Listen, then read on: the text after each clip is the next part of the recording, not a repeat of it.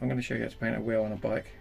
It's not rocket science, it's just paint, but there is a bit of a process to paint it and make it so it stays on there. You can paint a wheel if you want without doing this, and it'll be on there for a little bit and then it'll just all flake off.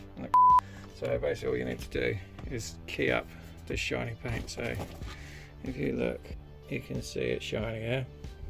The rule is, if you paint anything, it needs to be dull. It needs to have a scratched surface for the paint to bite to. Otherwise, your paint just sits on top of the shiny paint, almost like glass. You know, if you spray on top of glass, the paint just sits on top of it. If you apply a bit of pressure onto it, it just comes off. A couple of ways of doing it. You can use a Scotch pad. The green ones seem to be very, they don't really work. You want to try and use the red ones if you can. If you can't get hold of that, you want to try and use some sandpaper. Try and go for like 320 or 400 grit. Just go over the surface and just make that shiny paint dull. As long as it's dull, it's fine.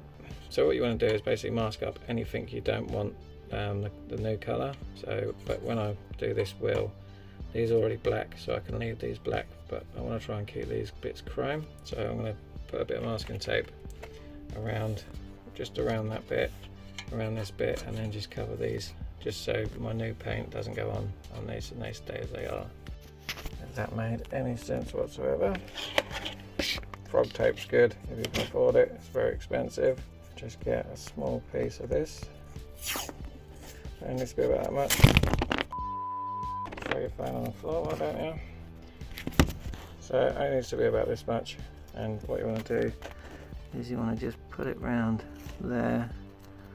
See, I don't mind having the bottom of this showing. I'm trying to do this one-handed and it's really difficult. So you basically want to go round and try and make it as straight as you can, and that is that one done. And basically all you want to do, you want to stick that on there like so. You don't have to go too mad and do all of this. Just make sure you do every one of these, because basically what you can do is when you paint, you're going to be painting down, like spraying it down. You're not just going, you know, holding it here and just going like that, because that's just stupid. So you just aim at where you want to paint and it's done. Give it about 10 minutes in between each coat.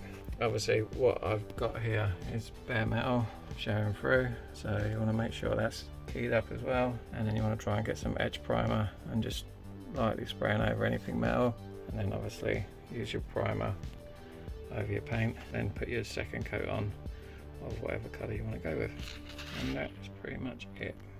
Shiny paint causes stress, so get your sandpaper and just lightly over. Just see it changing colour a little bit, it goes a bit dull and a bit white. Just make sure you go around each one of those spokes. It doesn't really matter too much how you do it, but you just basically want to make it look like that. See how the shine's gone? I'm trying to shine the light on. See the light? It disappears, light again. That's it.